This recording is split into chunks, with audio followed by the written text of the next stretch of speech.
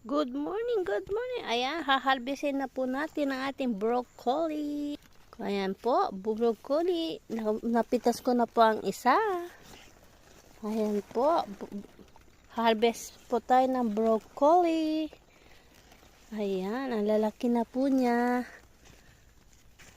Ayan po. Ayan, big na big. Ayan, nahaba-harvest ko na po ang broccoli. Ayan. Pag na-late po yan, pag hindi ko kukunin agad, maglalakihan po ba yung kanyang bulaklak. Kaya, ayan, mga bulaklak po yan kasi. Ayan, ang dami ko na po. Ayan po, ang lalaki niya. Tingnan niyo naman. Ayan, natumba pa. Ayan, lalaki ng broccoli ko. Ayan, puno.